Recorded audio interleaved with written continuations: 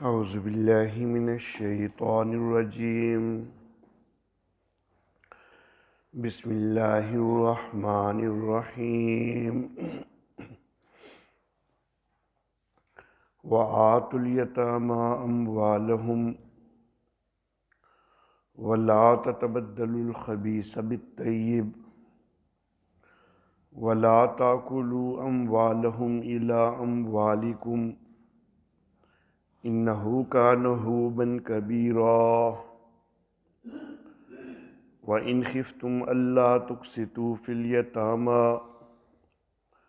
فَانكِحُوا مَا طَابَ لَكُم مِّنَ النِّسَاءِ مَثْنَىٰ وَثُلَاثَ وَرُبَاعَ فَإِنْ خِفْتُمْ أَلَّا تَعْدِلُوا فَوَاحِدَةً أَوْ مَا مَلَكَتْ أَيْمَانُكُمْ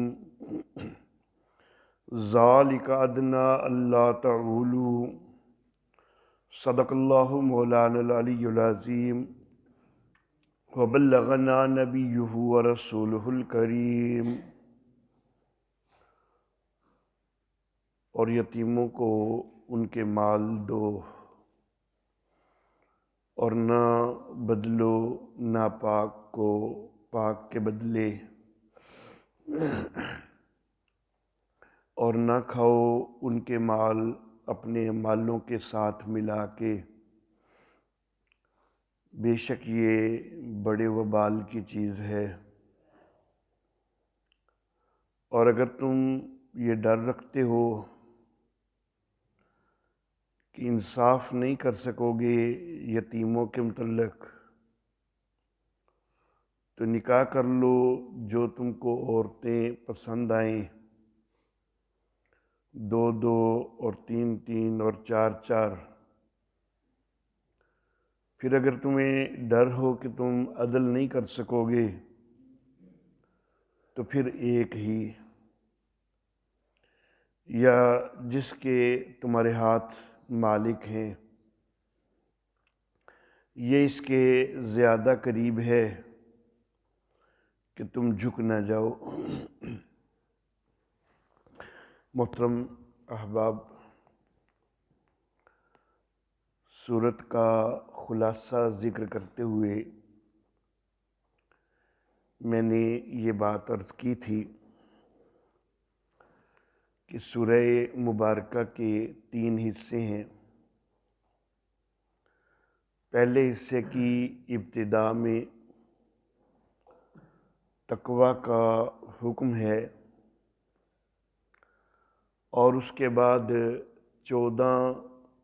امور انتظامیہ بیان ہوئے ہیں کہ جن کا تعلق عوام کے ساتھ، رعایا کے ساتھ ہے، ان کو احکام رعیت بھی ہم کہہ سکتے ہیں۔ تقوی کا حکم آیت نمبر 1 میں گزر چکا۔ آج کے درس کے لیے جو 2 آیات مبارکہ میں نے تلاوت کی ہیں، ان میں 2 امور انتظامیہ ذکر کیے گئے ہیں، 2 احکام رعیت ذکر کیے گئے ہیں۔ سورت کی آیت نمبر 2 میں پہلا امر انتظامی اور آیت نمبر 3 میں دوسرا امر انتظامی مذکور ہے۔ پہلا امر انتظامی یا پہلا حکم رعیت وہ یتیموں کے حوالہ سے،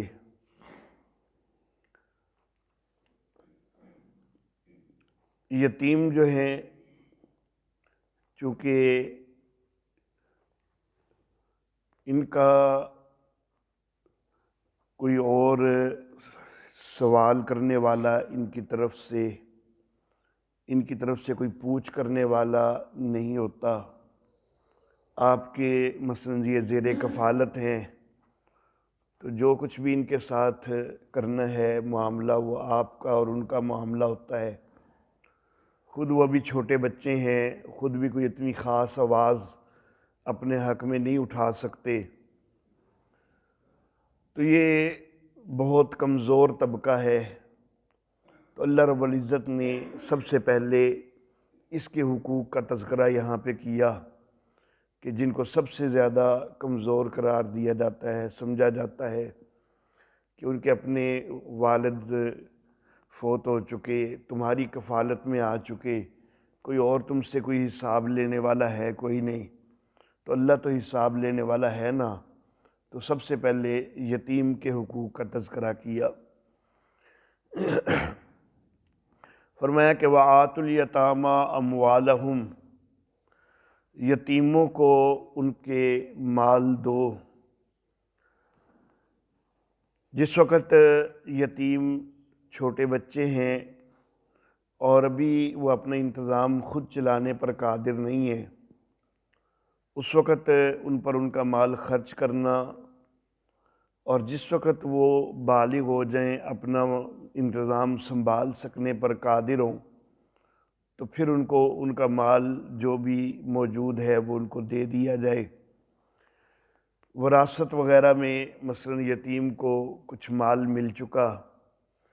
اب اس کی کفالت آپ کر رہے ہیں،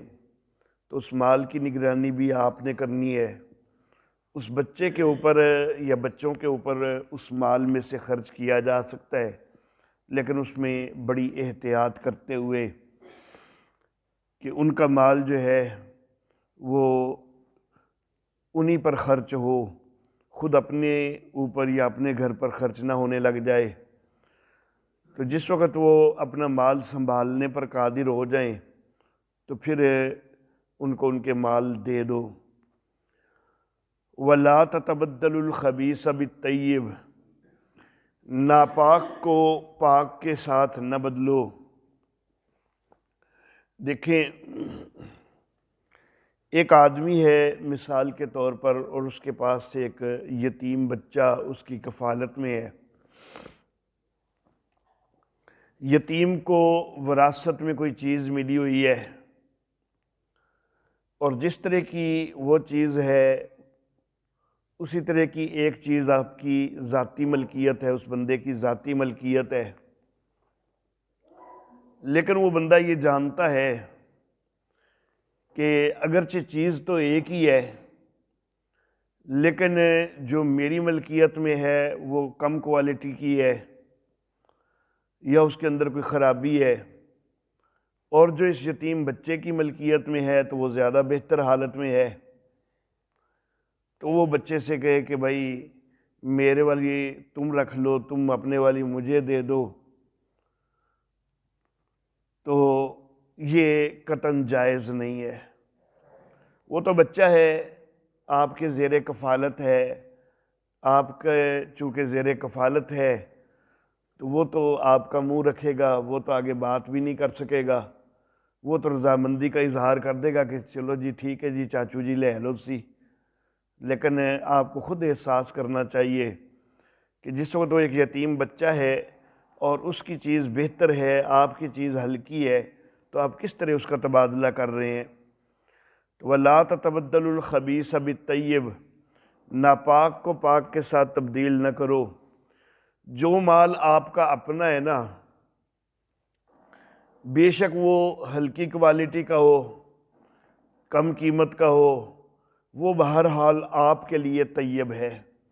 آپ کے لیے پاکیزہ ہے، آپ اس کو استعمال کر سکتے ہو۔ لیکن جو یتیم کا مال ہے وہ یتیم کے لیے تو طیب ہے، آپ کے لیے وہ خبیث ہے، تو آپ اپنا طیب دے کر خبیث لو اور ناپاک کے اندر پڑو، تو یہ نہیں ہونا چاہیے۔ وَلَا تَأْكُلُوا أَمْوَالَهُمْ إِلَىٰ أَمْوَالِكُمْ، اور نہ کھاؤ ان کے مال اپنے مالوں سے ملا کر۔ یتیم کے مال کو بالکل الگ رکھا جائے اور اس کا مکمل حساب رکھا جائے، اس میں سے اسی کے اوپر خرچ کیا جائے، تو یہ معاملہ اکثر دقت والا تو ہو جاتا ہے۔ تو اس دقت سے بچنے کے لیے شریعت بہرحال یہ گنجائش تو دیتی ہے کہ یتیم کے مال کو اپنے مال کے ساتھ ملا کے اس کو کاروبار وغیرہ میں بھی لگا سکتے ہو، لیکن اس میں احتیاط بہت ہو کہ اپنی طرف سے کچھ یتیم کو کھلا دو تو وہ ٹھیک ہے، لیکن یتیم کے مال میں سے کوئی نوالا تمہاری طرف نہ آنا چاہیے، تو اس میں احتیاط ضرور رکھو۔ لیکن جو لوگ بدطینت ہوتے ہیں، بری فطرت والے ہوتے ہیں، تو وہ اس بہانے سے کہ جی کون اس کا الگ حساب رکھے، ہم سارا خود اپنے پاس ہی، ہم ہی تو اس کی ساری انتظام کر رہے ہیں، تو ہم اپنے ساتھ ملا لیتے ہیں اس کا مال بھی۔ تو بھائی اس حد تک تو گنجائش تھی، لیکن اس کی دل میں نیت جو ہے وہ یہ ہے کہ چلو اس طرح اس کا مال ہڑپ کرنے کا موقع مجھے مل جائے گا، کسی کو کیا پتہ چلنا کہ اس کا کتنا تھا اور میرا کتنا تھا، تو میں اس میں سے بھی جو ہے نا وہ فائدہ حاصل کرتا رہوں گا۔ تو اگر اس نیت سے کرنا ہے تو پھر قطعاً جائز کوئی نہیں، پھر ملانا ہی جائز کوئی نہیں، پھر الگ ہی اس کا حساب رکھو۔ لیکن اگر ایک شریف آدمی ہے، وہ صحیح نیت رکھتا ہے اور وہ اس چیز کا بڑا احساس رکھتا ہے کہ میں نے یتیم کے مال میں سے نہیں کھانا، تو وہ اس کے مال کو اپنے مال کے ساتھ ملا سکتا ہے، البتہ اس میں احتیاط بہت زیادہ رکھے۔ تو نہ کھاؤ ان کے مال اپنے مالوں کے ساتھ، انہو کان حوبا کبیرا، یہ بڑا وبال ہے۔ تم دنیا کے اندر تو کھا لو گے، لیکن آخرت میں جواب دہی ہوگی، اللہ تو ہے پوچھنے والا۔ وَإِنْ خِفْتُمْ أَلَّا تُقْسِطُوا فِي الْيَتَامَى، اب یہ دوسرا امر انتظامی، دوسرا حکم رعیت۔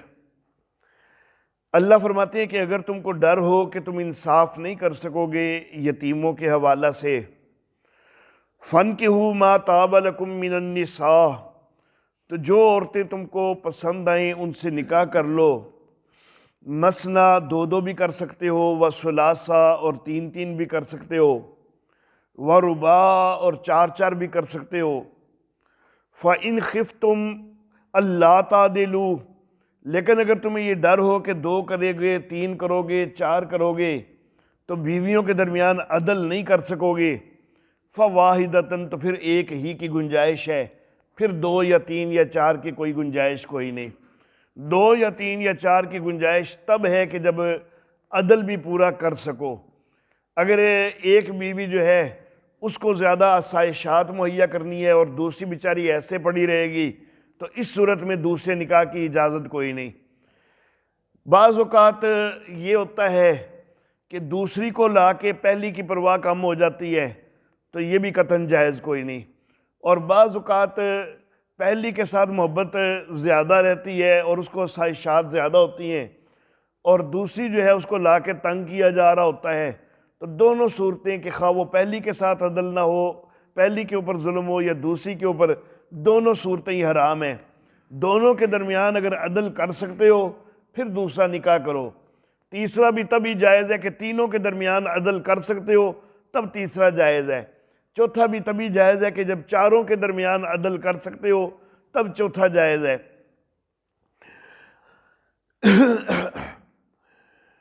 فَإِنْ خِفْتُمْ أَلَّا تَعْدِلُوا فَوَاحِدَةً، لیکن اگر تمہیں یہ ڈر ہو کہ عدل نہیں کر سکو گے تو پھر ایک ہی رکھنا ہے، پھر زیادہ نہیں کرنے۔ او ما ملکت ایمانکم، یا جن کے تمہارے ہاتھ ملکیت ہیں ان سے تم تعلق بنا سکتے ہو، یعنی لونڈیاں جو ہیں ان کے ساتھ تعلق بنا سکتے ہو۔ اب یہاں پر یہ جو آیت مبارکہ ہے، اس کی ابتدا میں یہ لفظ ہے کہ اگر تم یہ ڈر رکھتے ہو، اگر تمہیں یہ ڈر ہے کہ یتیموں کے متعلق انصاف نہیں کر سکو گے، اس کے بعد آگے اس کا علاج کیا بتایا؟ تو علاج اللہ یہ بتا رہے ہیں کہ نکاح کر لو عورتوں سے، دو دو بھی کر سکتے ہو، تین تین بھی، چار چار بھی، البتہ اگر عدل نہیں کر سکتے تو پھر ایک ہی کرنا ہے۔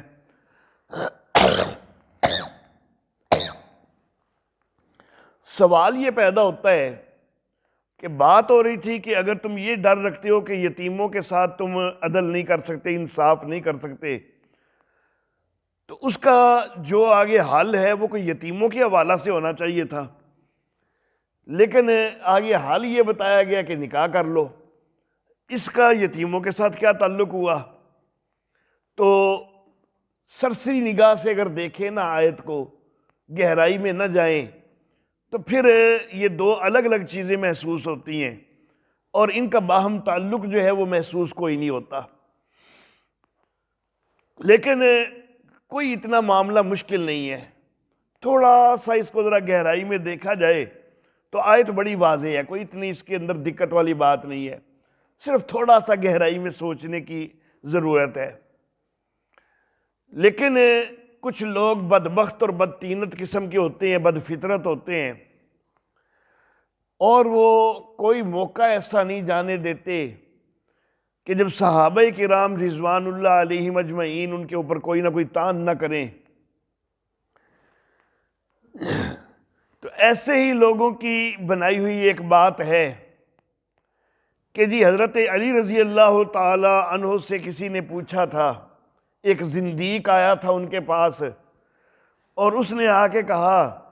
کہ قرآن پاک کی کچھ آیتیں ایسی ہیں کہ جن کی کوئی سمجھ ہی کوئی نہیں آتی،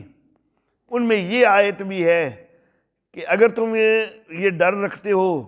کہ یتیموں کے ساتھ انصاف نہیں کر سکو گے تو پھر نکاح کر لو، جو عورتیں تمہیں پسند ہیں، 2 2 3 3 4 4۔ تو ان دونوں چیزوں کا آپس میں کیا تک ہے؟ تو یہ کوئی سمجھ نہیں آتی اس آیت کی۔ تو معاذ اللہ ثم معاذ اللہ، حضرت علی رضی اللہ تعالیٰ عنہ نے بھی کہہ دیا کہ ہاں بات تو ایسی ہی ہے کہ سمجھ کوئی نہیں آتی۔ لیکن یہ خرابی جو ہے نا، یہ قرآن جمع کرنے والوں نے خرابی کی ہے، اس میں انہوں نے بیچ میں سے کافی ساری عبارت حذف کر دی ہوئی ہے، معاذ اللہ ثم معاذ اللہ۔ قرآن جمع کرنے والے حضرت صدیق اکبر رضی اللہ تعالیٰ عنہ ہیں، حضرت عثمان ذی النورین رضی اللہ تعالیٰ عنہ ہیں، تو گویا کہ معاذ اللہ ثم معاذ اللہ حضرت سیدنا علی المرتضیٰ رضی اللہ تعالیٰ عنہ نے ان صحابہ کے اوپر الزام لگا دیا کہ جی انہوں نے درمیان میں سے عبارت کافی ساری حذف کر دی ہے نا، تو اس لیے یہ معاملہ پیش آیا ہے۔ حالانکہ سیدنا علی المرتضیٰ رضی اللہ تعالیٰ عنہ سے یہ ساری بات چیت کسی صحیح سند سے کہیں بھی ثابت کوئی نہیں ہے، لیکن یہ ایک بہت بڑا بہتان اور ایک الزام حضرت سیدنا علی المرتضیٰ رضی اللہ تعالیٰ عنہ پر، مقصد جو ہے وہ حضرت ابوبکر صدیق رضی اللہ تعالیٰ عنہ اور حضرت عثمان ذی النورین رضی اللہ تعالیٰ عنہ اور دیگر صحابہ کرام جو جمع و تدوین قرآن حکیم کے اندر جن کی شمولیت ہوئی ہے، ان سب کے اوپر جو ہے وہ جو ہے تان کرنا یہ مقصود ہے۔ میرے والد محترم حضرت قاضی عصمت اللہ عاصمہ اللہ تعالی، وہ یہ بات فرمایا کرتے تھے کہ بظاہر یہ تان تو کرتے ہیں قرآن جمع کرنے والے صحابہ پر، لیکن یہ حقیقتاً تان تو معاذ اللہ خود حضرت علی المرتضیٰ پر بنتا ہے، کیونکہ یہ آیت مبارکہ جو ہے تو یہ کوئی اتنی زیادہ مشکل تو ہے کوئی نہیں، تھوڑا سا گہرائی میں سوچنے سے میرے جیسا ناچیز بھی اس کو سمجھ لیتا ہے۔ تو حضرت علی کو معاذ اللہ اس کی سمجھ کوئی نہ آئی ہو اور انہوں نے صحابہ کرام پر الزام رکھ دیا ہو، تو پھر تو معاذ اللہ ثم معاذ اللہ حضرت علی کی ذہنی صلاحیت ہی کوئی نہ ہوئی، تو یہ تو حضرت علی کے اوپر الٹا الزام آ رہا ہے۔ بدبخت الزام لانا تو دیگر صحابہ پہ چاہتے ہیں، لیکن خود حضرت سیدنا علی المرتضیٰ پر جاتا ہے۔ تو یہ اصل میں یہ ساری چیز جو ہے یہ ہے ہی من گھڑت بات ہے، نہ حضرت علی رضی اللہ تعالیٰ عنہ سے کوئی ایسا سوال ہوا ہے اور نہ ہی حضرت علی نے ایسا کوئی جواب دیا ہے، یہ چیز کسی صحیح سند سے ثابت ہے ہی کوئی نہیں۔ آیت مبارکہ تھوڑا سا اس میں گہرائی میں جائیں تو بڑی واضح ہے۔ مفہوم یہ ہے کہ دیکھو اگر تمہارے پاس کوئی یتیم عورتیں ہیں، یتیم بچیاں ہیں، محلے کے اندر کوئی یتیم بچی ہے، تم اس سے نکاح کرنا چاہتے ہو اس نیت سے کہ او دا پچھوں کوئی پچھن دسن والا کوئی نہیں ہوئے گا تو میں جویں مرضی انہوں رکھاں گا، تو بھائی اس طرح اگر تم نے نکاح کرنے نا تو خیال کرو پھر ان سے نکاح نہ کرو، ہور عورتاں تھوڑیاں نے، ہوراں دے نال کر لو، بس اتنی سی بات ہے اس میں کہ اگر تم اس نیت سے یتیموں سے نکاح کرنا چاہ رہے ہو نا اگر تو کرنا ہے ان کے ساتھ پورے عدل انصاف کے ساتھ ان کو پیار اور محبت دینے کے لیے پھر تو ٹھیک ہے، لیکن اگر تم اس نیت سے یتیم بچیوں سے نکاح کرنا چاہتے ہو کہ چلو جی یتیم سے نکاح کر لوں گا، مجھے کوئی پوچھنے والا نہیں ہوگا، اس کو جیسے مرضی میں ٹھہراؤں گا اپنے گھر میں، اس کو کچھ عدل دوں یا نہ دوں، انصاف دوں یا نہ دوں، اس نے کون سا مجھ سے پوچھ لینا ہے، کوئی مطالبہ کر لینا ہے، تو بھئی اس طرح کی نیتوں کے ساتھ یتیم بچیوں سے نکاح نہ کرو۔ اگر تم یتیم بچیوں سے متعلق نکاح کرتے ہوئے یہ ڈرتے ہو کہ تم ان سے عدل نہیں کر سکو گے، انصاف نہیں کر سکو گے، تو اور عورتیں بہت ہیں، دو دو بھی کر سکتے ہو، تین تین بھی کر سکتے ہو، چار چار بھی کر سکتے ہو، لیکن شرط وہاں پر بھی یہ ہوگی کہ ان کے درمیان میں بھی عدل کرو گے۔ تو عدل کرو گے تو پھر ٹھیک ہے، دو دو بھی کرو، تین تین بھی کرو، چار چار بھی کرو، لیکن اگر عدل نہیں کر سکتے تو ایک ہی کرنی ہے۔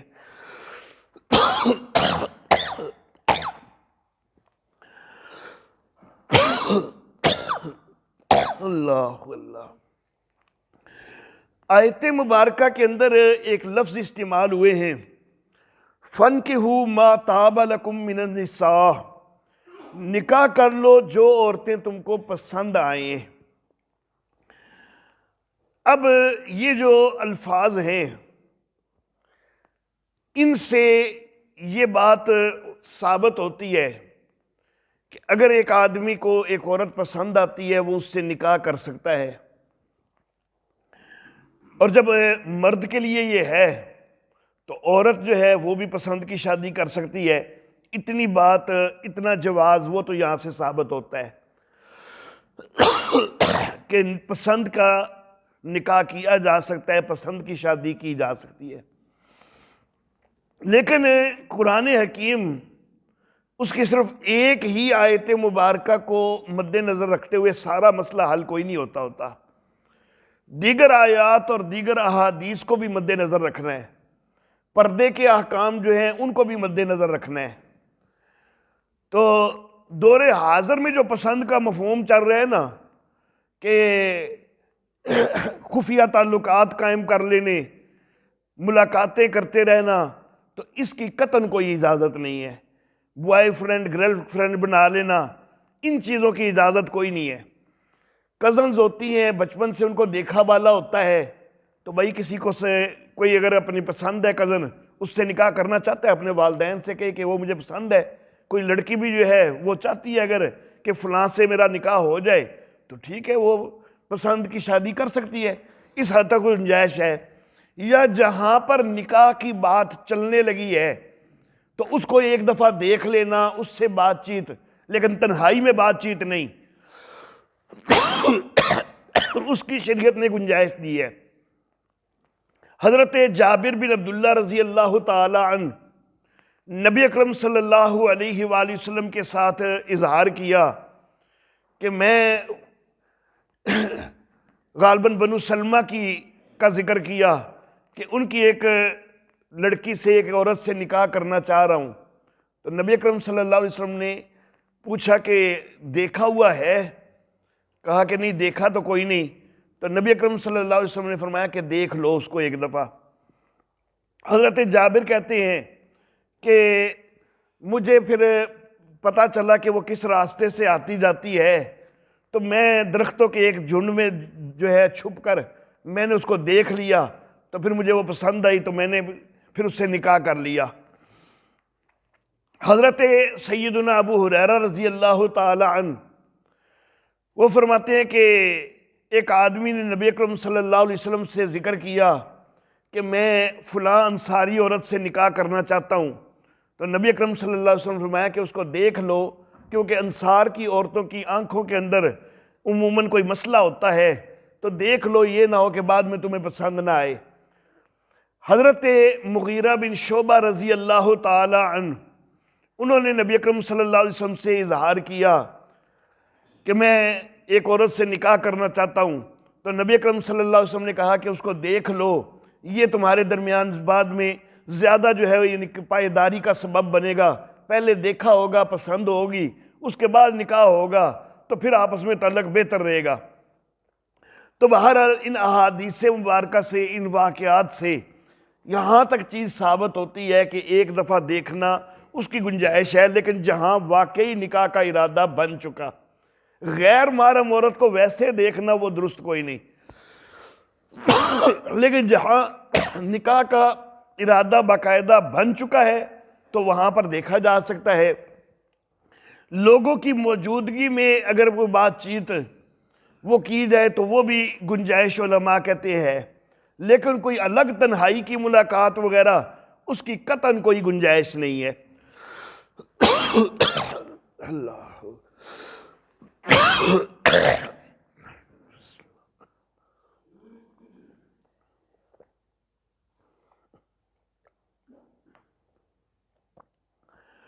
اللہ اکبر۔